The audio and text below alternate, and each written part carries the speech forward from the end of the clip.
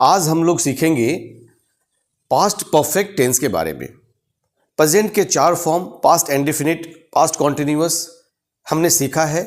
आप चैनल पर जाकर द इंग्लिश गुरु शिवा गणेश पर जाकर वहाँ सर्च करें और वहाँ से सीखें, क्योंकि सीक्वेंस में सीखने का एक मज़ा ही अलग है। सीक्वेंस में सीखने पर आपको चीज़ें आसान हो जाती हैं।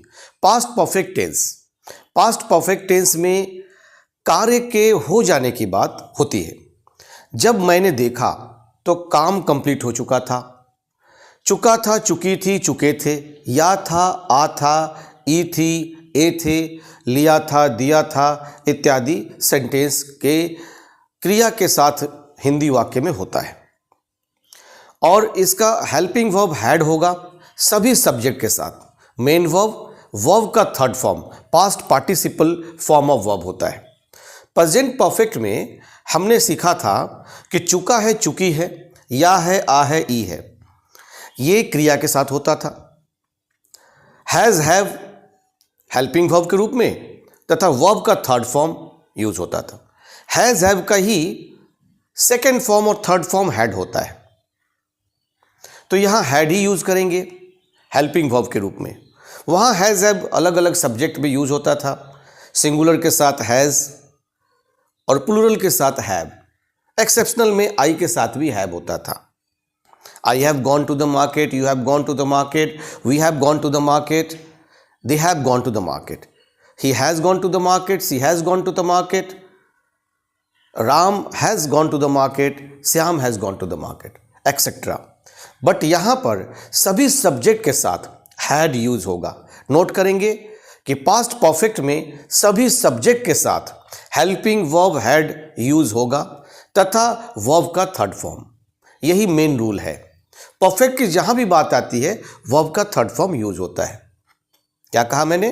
परफेक्ट की जहां भी बात होगी हैड के साथ पास्ट परफेक्ट में वर्ब का थर्ड फॉर्म, और जहां भी परफेक्ट की बात होगी वहां वर्ब का थर्ड फॉर्म मेन वर्ब के रूप में।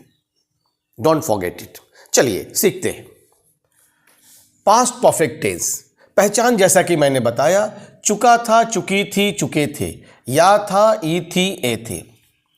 या था, वह बाजार गया था, उसने कलम खरीदी थी, उसने पैसे दिए थे। इनके लास्ट में प्रोनाउंसिएशन एक थ्रो आता है, या था, ई थी, ए थे के। चुका था, चुकी थी, चुके थे में भी आ था, ई थी आ रहा है। तो इस तरह के क्रिया के साथ में जब इस तरह का थ्रो हो, इस तरह के शब्द आए, तो पास्ट परफेक्ट टेंस में उस सेंटेंस को बनाते हैं।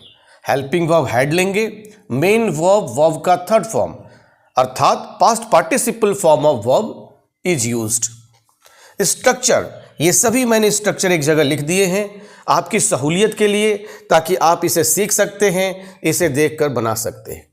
अफर्मेटिव सेंटेंस, सकारात्मक वाक्य, जिन वाक्यों में यस नो की बात ना हो, प्रश्न की बात ना हो, सकारात्मक स्वीकारात्मक सेंटेंस वाक्य कहलाते हैं। इसे कहीं कहीं अफर्मेटिव, असर्टिव, डिक्लेरेटिव सेंटेंस लिखा जाता है। तो अफर्मेटिव सेंटेंस में सब्जेक्ट के साथ हैड, वर्ब का थर्ड फॉर्म, ऑब्जेक्ट और अदर वर्ड। एग्जाम्पल में मोहन खेल चुका था, कैसे बनाएंगे?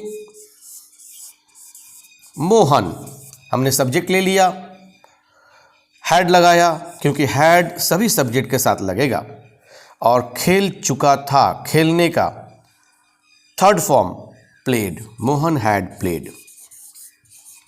अब ऑब्जेक्ट होता Mohan had played the cricket, Mohan had played the game, तो वो भी लगता। वह कलकत्ता गया था, he had gone, go went gone to Kolkata. इस तरह बनाएंगे। ये अफर्मेटिव सेंटेंस, सब्जेक्ट रखा, हेड रखा, वर्ब का थर्ड फॉर्म, ऑब्जेक्ट और अदर वर्ड्स इसमें नहीं है तो हमने नहीं यूज किया। यदि होगा तो ऑब्जेक्ट और अदर वर्ड्स यूज होगा, फिर उसके बाद फुल स्टॉप यूज होगा। अब हम लेते हैं negative sentence.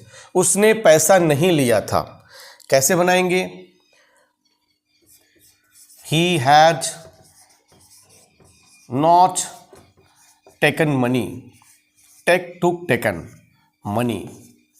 He had not taken money, उसने पैसा नहीं लिया था, वह बाजार नहीं गया था, ही हैड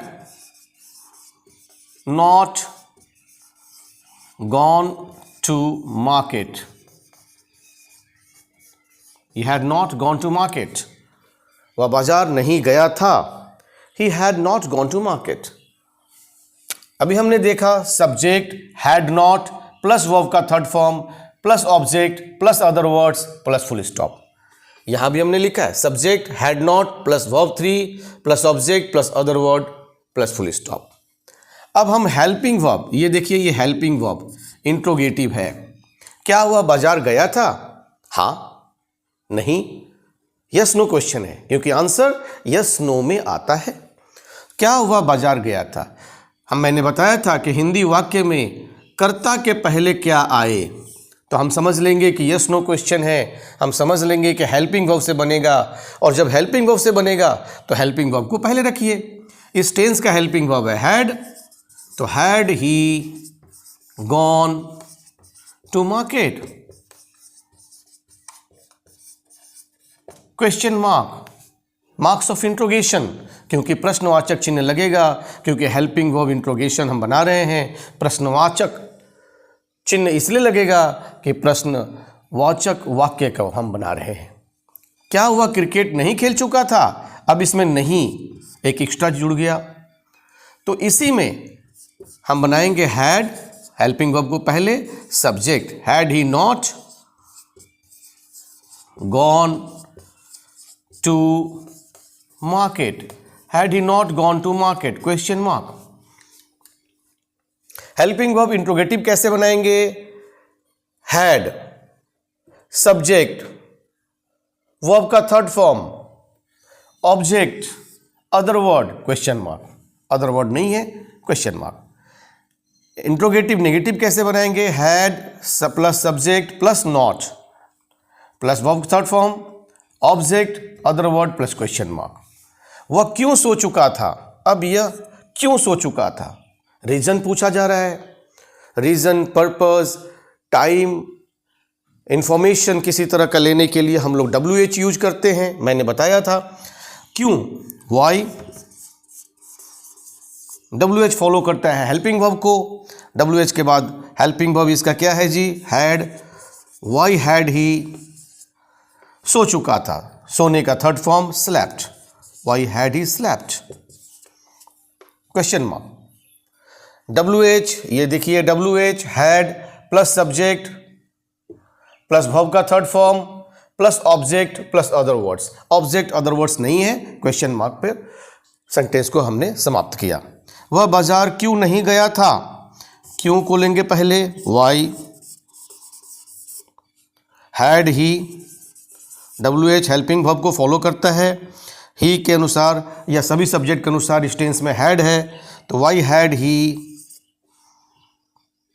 नॉट, क्योंकि नेगेटिव भी है नहीं, why had he not gone to market.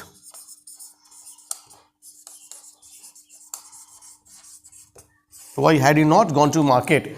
अब देखिए इस तरह हम बात करेंगे कि he has purchase the book, he had not या he hadn't purchased the book, had he purchased the book, had he not purchased the book, why had he purchased the book, why had he not purchased the book।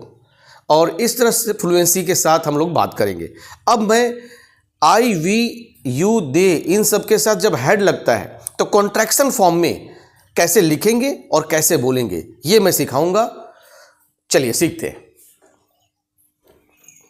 Contraction form, contraction form एक short form होता है। जब हम helping verb का subject के साथ use करते हैं तो apostrophe S is the symbol like this, comma, sir के ऊपर कॉमा। एपोस्ट्रोफी एस का प्रयोग करके कॉन्ट्रैक्शन फॉर्म जब हम बोलते हैं तो this is the best way in spoken English. आपके स्पीकिंग को यह बहुत ही मज़ेदार और अच्छा बनाता है, प्रभावशाली बनाता है। तो आई के साथ यदि हम जब हैड लगाएंगे तो सिंपल आई एपोस्ट्रोफी एस और डी ऐसे लिखेंगे, आई हैड। सिंपल में यह भी लिख सकते हैं I had gone to market. We के साथ जब ये लगाएंगे तो we apostrophe S D, you apostrophe S D, you had, they had, ठीक है जी। और हैड प्लस नॉट लिखेंगे तो had N apostrophe T, hadn't, इसको पढ़ेंगे हैडंट। तो बच्चों आज हमने पास्ट परफेक्ट टेंस को सीखा।